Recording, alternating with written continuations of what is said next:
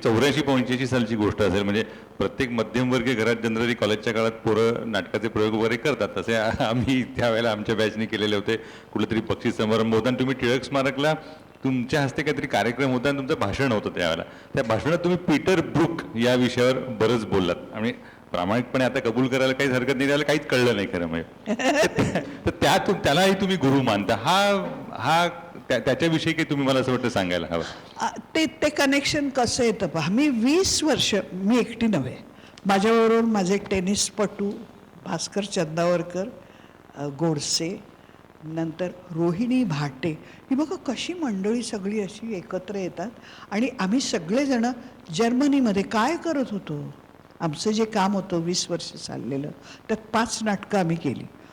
एक तर अजबने तिकडे गेल्यावर, घेऊन गेल्यावर तिकडची जी नटमंडळी होती, जी स्टॅनिस्लावस्कीच्या रिअलिस्टिक पद्धतीची, ते म्हणाले हे काय आहे हे. म्हणजे दादू इंदुरीकरला पाहून मला जसं अवाक व्हायचं तसं त्यांना आमचे सगळे सुहास भालेराव वगैरे ही मंडळी, सुहास भालेकर ना, या मंडळींना पाहून आश्चर्य वाटतं. हे नाचतात पण, हे गातात पण, हे अभिनय पण करतात, हे ब्रेक्स करतात. ते आम्हाला, आणि ब्रेक्सच्या थिएटरमध्येच जाऊन आम्ही त्याचे प्रयोग केले. तर ते म्हणाले, ओ वी वर सो ब्रेक्स्ड weary, you brought freshness to us in looking at. तर ते म्हणाले आता इथनं नाही आम्ही तुम्हाला सोडणार, तुम्ही आमच्या नटांना येऊन हा ॲबंडन जो आहे, जो अनागरी ॲबंडन मी माझ्या नागरी कामात व्यवस्थितप्रमाणे उभा केला असावा असं वाटतं, तो त्यांना भावला आणि त्यांना हवं असतं. मग विचार केला, गोडसेनं विचार म्हटलं, हो यांच्याकडे येऊन यांना शिकवायचं म्हणजे व्हेहिकल काय, कारण हे यांचं कल्चर वेगळं, हे GDR, त्यांचा कुठच्याही धार्मिकतेवर विश्वास नाही, त्यांचं सगळं बॅकग्राऊंड वेगळं, हे कम्युनिस्ट कंट्रीमधले, आपण कसं करायचं. आणि म्हणून आम्ही जर्मनीला असताना आम्हाला शाकुंतल नव्हे, आधी मुद्रा, वैदिक भारतीय रंगभूमी म्हणजे काय याचा शोध घ्यायला लावून. माझं हे नेहमी असं वाटतं, तुम्ही जितकं लांब जाता ना तुमच्या कर्मभूमीपासून, तितकी तुम्हाला तुमची कर्मभूमी अधिक उलगडते. माझं असं मनापासून म्हणणं आहे की मी थेट गिरगावातली मुलगी आहे, त्रिभुवन रोडची, पण ज्या वेळेला मी ते सगळं सोडून मिसेस खोटे बनून नेपियन्सी रोडवाली इंग्रजी बोलणारी अशी झाले, त्यावेळेला मला दळवी अधिक कळायला लागले. आणि दळवींची महासागर वगैरे नाटकं ही माझ्या तरुणपणची गिरगावातली नाटकं झाली माझ्या मते. नाहीतर तुम्ही तिथंच राहिलात ना तर तुम्हाला ते उलगडत नाही, बाहेर जाऊन उलगडतं. तसं जर्मनीत जाऊन वैदिक रंगभूमी मिळाली. आणि त्यातले पीटर ब्रूककडे यायचं म्हणून मी म्हणते, मला असं लक्षात आलं की इकडे जेव्हा मी करते ती, कारण मराठी करायचं किंवा हिंदी करायचं आणि तिकडे जाऊन जर्मन करायचं, असा तो पायलट प्लॅन असत. त्यातलं हयवदन जे आहे गिरीशचं, ते तर इथनं मी मराठी घेऊन गेले तिकडे. अप्रतिम प्रयोग व्हायचे मराठीचे तिकडे सगळ्या युरोपभर. आणि मराठी लोकांसाठी नाही, फक्त जर्मन लोकांसाठी, फक्त पोलिश लोकांसाठी, फक्त इंग्लिश लोकांसाठी असे ते होते. कारण we wanted to break through in theatre. तर ते, आणि शिवाय माझ्या जर्मन नटांनी केलेलं ते, असं त्याला कल्चरल कंपॅरिझन केलं होतं की एकाच वस्तूकडे दोन वेगवेगळी कल्चर्स कशी पाहतात. तर ते साधी गोष्ट म्हणून सांगते, आपल्याकडचं जे हयवदन होतं त्याच्यामध्ये म्हणजे रवी मंकणी वगैरे हे सगळे जेव्हा स्वतःचं डोकं उडवायचे किंवा एकमेकांना मारायचे, ते इतक्या पॅशननी म्हणायचे, कारण त्यांना ती जाण होती पॅशननी. देवीला मस्तक द्यायचं म्हणजे काय वगैरे, फार चांगलं करायचे, फारच चांगलं. मी तिकडे गेले, तिकडचे नट GDRचे अतिशय प्रशिक्षित नट. पण त्या नटांचा मला पहिला प्रश्न असा होता की हा देवदत्त जो आपलं मुंडकं देवीला अर्पण करतो का, तर त्याला ती ज्या बाईवर त्याचं प्रेम आहे ती बाई मिळाली, तर त्यांनी असं म्हटलेलं आहे की मला जर ही बाई माझी बायको म्हणून मिळाली तर मी माझं मस्तक देवी तुला अर्पण करीन. ते म्हणाले हे काय, तुला अर्पण डोकं अर्पणच करायचं होतं, तू हवे कशाला बायको तुला. द आयरनी ऑफ इट ऑल. आणि त्यांनी त्याला अख्खा कॉमेडीचा अँगल दिला. म्हणजे एका बाजूला रिच्युअल, एका बाजूला ते, आणि मजेशीर ते कॉम्बिनेशन वाटायचं. कॉम्बिनेशन म्हणजे एक दिवस मराठी, एक दिवस जर्मन. आणि त्यावेळेला पीटर ब्रूक यांना मी त्यांना नेहमी म्हणायची, माझी आणि त्यांची ओळख नव्हे तर आम्ही एकत्र वावरायला लागलो ते खूप वर्षानंतर. त्यांनी महाभारत केलं तेव्हा. त्याच्या आधी मी त्यांच्याबद्दल असं म्हणायची की मी त्यांची एकलव्यासारखी शिष्य आहे. त्यांचं जे जे काही होत असेल, ते जे जे काही बोलत असेल, तर त्यात ते म्हणाले होते. मी म्हटलं की what is it that gives me such a lot of satisfaction. एक आणखीन उदाहरण देतो. दुष्यंत आमचा, जो माझा अतिशय आवडता तिकडचा नट. शाकुंतल तिकडे करायचं, तर तिकडे गेल्यावर तो म्हणाला, दुष्यंत राजा आहे ना. बोलो मला राजा आवडत नाही. म्हटलं म्हणजे काय. नाही, आमच्या आयुष्यात राजा म्हणजे एक कायझर, तो क्रूल, आणि दुसरा हिटलर. तर मला राजा आवडत नाही. म्हटलं पण तू आहे ना दुष्यंत राजा. नाही, मी त्याला माणसासारखा उभा करेन, ते धीरोदात्त राजा वगैरे नाही. तर मी म्हटलं तुझ्या दृष्टीने त्याची काय कथा आहे. तो म्हणते ते कालिदासाचं त्या स्मृतिभ्रंश वगैरे यावर माझा अजिबात विश्वास नाही. तो अतिशय बाहेरख्याली माणूस आहे. आणि त्याने 16 वर्षाच्या एका आश्रमातल्या मुलीला फसवलंय. आणि ती ज्या वेळेला गरोदर राहते आणि येते राजा दरबारात, तेव्हा लोक काय म्हणतील हे वाटून तो खोटं बोलतो. तो काही विसरलेला वगैरे नाही आहे. आणि मग तिला ती निघून गेल्यावर, आणि खरं महाभारतात हेच आहे, महाभारतात ती शकुंतला तोंडसुख घेते त्याच्यावर की कसला तू राजा, मला फसवलं वगैरे असं. पण कालिदासाने ते श्रुतिभ्रंश झाल्यावर बिचारा काय करणार.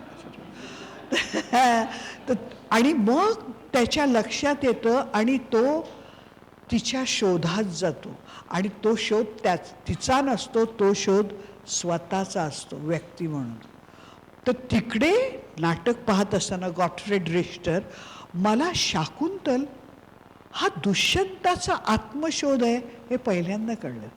आणि हे मी पीटर ब्रूकशी, तेव्हा पीटर ब्रूकचं आणि माझं येणं जाणं सुरू झालं होतं. तर त्यांना ते म्हटलं, तो म्हणाल but why you so concern when two cultures totally distinct with a lot of mutual respect for each other come together, a totally different truth is generated. किती खरं आहे. आता हे पीटर ब्रूकच म्हणू जाणे. आणि हे खरं आहे. म्हणजे तुम्ही अतिशय जे काही करता त्याच्यावर विश्वास आणि श्रद्धा ठेवून कितीही परकं ते असलं तरी ते आपलं केलं आपल्या पद्धतीने. आणि मी एक सांगायची तिकडच्याही नटांना, इमिटेशन नाही. तुम्ही मुद्रा राक्षस जे करताय ते जर्मन नट करताय हे विसरू नका. भले तुमचे कपडे आमच्या गोडसेंनी केलेले असतील, पण तुमची मनं जर्मन आहेत, तुमचं प्रेक्षक जर्मन आहे, हे लक्षात ठेवा आणि तसं करा. तेच मी आता शाकुंतलमध्ये गोडसेंनी सांगितलं होतं की काळे विक पाहिजेत, कारण आश्रमवासी जे सगळे आहेत त्यांच्या बायकांचेही केस मोकळे आणि त्यांचे जटा मुकुट हे सगळे केसच केस ना आश्रमात. कारण बाकी सगळ्यांचे फेटे बिटे असे असायचे, सोनेरी केस. त्याने सांगितलं की मुकुट हे करा, सगळ्यांची डोक्याची मापं वगैरे घेऊन त्यांनी काळे कुळकुळीत विक्स केले. ते सगळे विक्स घालून पहिल्या तालमीला आले. आणि फ्रिट्स आणि मी इतके हिडीस ऑपेरामधले आपल्याकडचे दशावतारी वगैरे अगदी त्यांचा पेल स्किन आणि त्याच्यावर काळे ते जटा मुकुट. तो मला तर हसूच येत होतं. म्हटलं हे काय आहे? तो मेकअप म्हणाला, फ्रॉम मेहता मी त्यांना मेकअप काळा करू का? म्हटलं अरे ते मरतील ना, ते कोण? त्यांना जर्मन राहून दे, सोनेरी केसाची शकुंतला असू दे. युरोपमध्ये 3 वर्ष ते नाटक चाललं होतं. कोणाच्या डोक्यातही आलं नाही की हिची एक केस सोनेरी का. जसं तुम्ही जर महाभारत ब्रुकचं किती जणांनी पाहिलंय मला माहीत नाही. अहो त्यातला भीष्म हा साऊथ आफ्रिकेमधला होता, उंचच्या उंच, आणि तो 2 भूमिका करायचा, भीष्म आणि शकुनी मामा.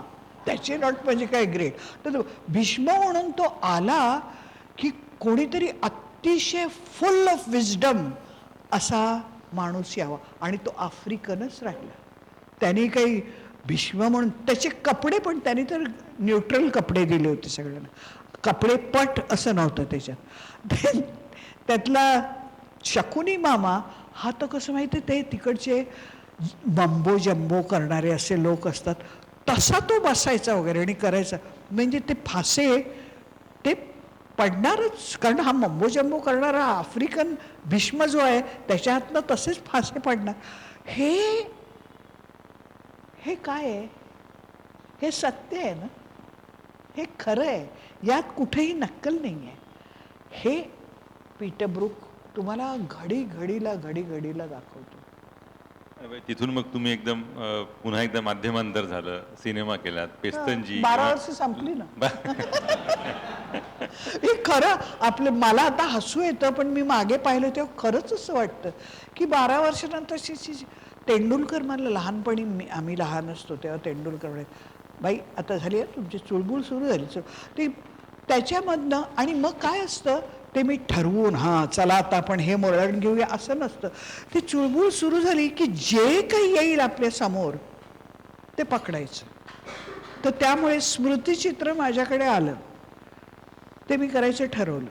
आणि मीच नव्हे, आमचा सगळा गँग होता ना त्यात.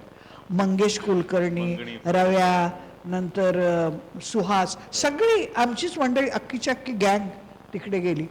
आणि पुढच्या 10 वर्षात खूप शिकली हो. म्हणजे मंगेश तर चक्क आता लिहायलाच लागलाय. त्यावेळेला सुरुवात झाली होती त्याची. असिस्टंट माझे सगळे, आम्हाला शॉर्ट डिव्हिजन वगैरे काहीही कळत नव्हतं. आणि 2 वर्ष आम्ही काम करत होतो त्याच्या टेलिव्हिजनच्या स्टुडिओमध्ये. एवढा स्टुडिओ होतात. ह्या अख्खं स्मृतिचित्र आम्ही केलं 36 सेट्स लावून. आणि ते इतकं सोपं होतं शूटिंग त्याचं, काय कोणाला काय माहिती, फक्त फ्रंटल कॅमेरा काय म्हणायचं आहे ते मात्र पक्कं होतं. आणि म्हणूनच ते फारच सक्सेसफुल झालं, कळलं ना. म्हणजे ते इतकं सोपं सरळ की त्या काळचा वेळ, त्यामुळे तो काळ उभा राहिला स्मृतिचित्राचा. आणि इतकं मनापासून, काहीही डोक्यात स्मार्टनेस वगैरे नसल्या कारणाने त्याला सगळी आपली हिंदुस्थानातली आणि परदेशी ही, आणि मग म्हणून चला हा मार्ग म्हणून मग जाऊन मी NFDCची 2 केली, नंतर टेल इन्स्टिट्यूटच्या जवळ घेऊन गेलं. लोकांना कळलं नाही, तेव्हाही कळलं नाही. आणि नंतर मग ही मुलं येत असत. काय आहे ते स्वप्न होतं, आणि ते स्वप्न मी अगदी सुरुवातीपासून पाहिलं होतं. मी इंग्लंडहून परत आले तेव्हा रंगायनच्या कार्यशाळा तिकडे होतच, पहिल्या मजल्यावर. दुसऱ्या मजल्यावर NCPA सुरू झालं होतं. आणि त्यात मला अजूनही आठवतं विक्रमा, मला भाभा त्यावेळेलाच ते 60 वगैरे वर्षाचे होते. तर त्यांनी इंग्रजीमध्ये जे बोलले ते मी सांगते, ते माझ्या मनात कुठेतरी स्वप्न म्हणून राहिलं. जे स्वप्न भुलाबाई देसाईचं मी लहान असतानाच होतं. त्यांचं म्हणणं असं की the quality of life of any historical era, of any country, of any town or city, of any community, of any family, and of a person depends on the quality of his or her culture. आणि हे culture जे आहे ते त्याच्या वागण्यात दिसतं, विचारात दिसतं आणि त्याच्या कलेत दिसतं त्या काळाच्या. आणि म्हणून कलेची जपणूक करणं महत्त्वाचं. हे भुलाबाईचं तत्व होतं जे पुन्हा उभं राहत होतं टाटांच्यामुळे. त्यामुळे मी सतत कौतुकाने पाहत होते आणि बाहेरून जवळजवळ 20 वर्ष त्यांच्याशी संबंध होता माझा. माझी सगळी जी नाटकं होती ना, म्हणजे पीटरब्रूकच्या कार्यशाळा, हे सगळं मी त्यांच्याकडे नंतर माझी सगळी जर्मन जे प्रोजेक्ट्स होते ते त्यांच्या थ्रू, म्हणजे गोवा हिंदू असोसिएशन आणि हे अशी ती होत असत, शाकुंतल वगैरे नाटकं. तर त्यामुळे मी जेव्हा 1993 साली ती घेतली जबाबदारी, तर मला हा प्रश्न खूप लोकांनी विचारला तेव्हाही. एक तर 12 वर्ष पुरी झाली होती. आणि दुसरं असं आहे की तुम्ही ज्या वेळेला कुठच्याही कलाक्षेत्रात काम करताना त्यावेळेला 2 गोष्टी होत असतात. एक तर तुम्ही जे ठरवलेला तुमचा कलाप्रांत आहे, कलाक्षेत्र आहे, त्यात तुमची स्वतःची जी ऊर्जा आहे त्या ऊर्जेचा आविष्कार करायचा, जे काही तुम्हाला करायचं असेल. हा एक भाग असतो. पण ज्या वेळेला तुम्ही ठरवता की तो आविष्कार करायचा, त्याच वेळेला तुम्ही समाजाशी बंधनही मान्य करता. कोणासाठी करता तुम्ही आविष्कार? समाज तुमचा जो आहे त्याच्याबरोबर शेअर करता यावं म्हणून. मी नेहमी हे सांगते की व्हॅन गॉग हा वेडा झाला ना, तो पण त्याच्या वेडात त्यांनी काय केलं, त्यांनी जाऊन नंतर मग कान कापले, हो कान वगैरे सगळे त्यांनी कापले, ते काही असेल, आत्महत्या केली असेल, परंतु त्यांनी आधी पेंटिंग्स केली जी अजरामर राहिली. पेंटिंग केली याचा अर्थच काय की आपल्या मनातला जो गदारोळ आहे तो गदारोळ घेऊन तो दारू पिऊन झोपला नाही. गदारोळ आहे तो त्याने कॅनव्हसवर टाकला ना.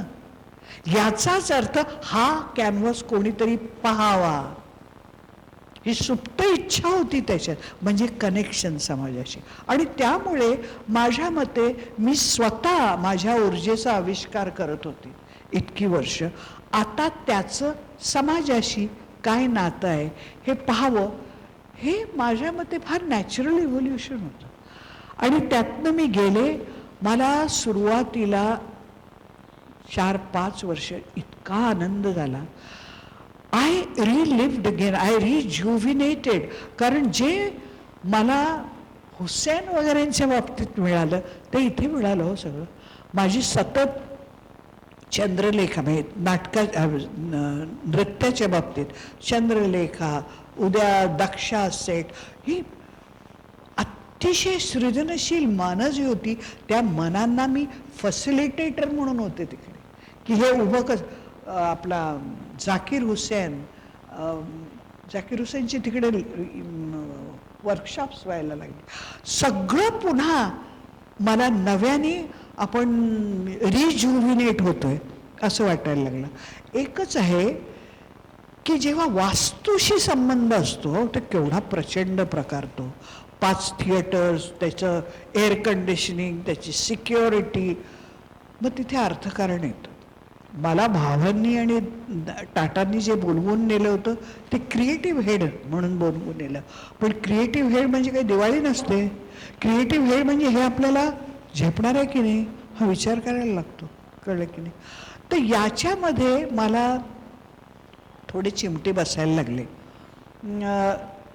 कारण सगळ्यांना वाटायचं तर बाई आली, मी चेहरा झाले ना तिकडे, तर तो चेहरा झाले तर हे होत नाही बाई, ते होत नाही बाई, नॅचरली बाहेरची मंडळी आहेत त्यांना. आणि काही वेळानंतर माझ्यात थोडीशी अस्वस्थता निर्माण झाली ती ह्या 2 गोष्टींसाठी, की अर्थकारणामध्ये मी कधी कोणाचाही पैसा खर्च केला नाही. पण तुम्ही जर मला म्हणाल पैसे मार्केटिंग करून मागवा, अगदी म्हणजे किती कारण मला मुळातच आपल्याला जे काही करायचंय त्याला छानपैकी वेष्टनात गुंडाळून त्याला रिबिन बांधून अहो हा आमचा प्रॉडक्ट फार छान आहे असं म्हणणंच कमीपणाचं वाटायचं. आपण जे करतोय ते आवडत असेल एवढ्याच माणसांसाठी करतोय. मार्केटिंग खरं म्हणजे मूर्खपणा आहे की नाही. पण माझा नवरा मार्केटिंग डिरेक्टर होता फायझरचा. अलका आपल्या आलेख पदमसी हे सगळे माझे मित्र. मला कधी ते जमलं नाही. ते PR रिलेशनशिप्स म्हणजे आपलं काम लोकांना आवडावं म्हणून लोकांना बोलवणं वगैरे हे करायला लागतं तिकडे. ही रियालिटी होती, ग्राउंड रियालिटी. पण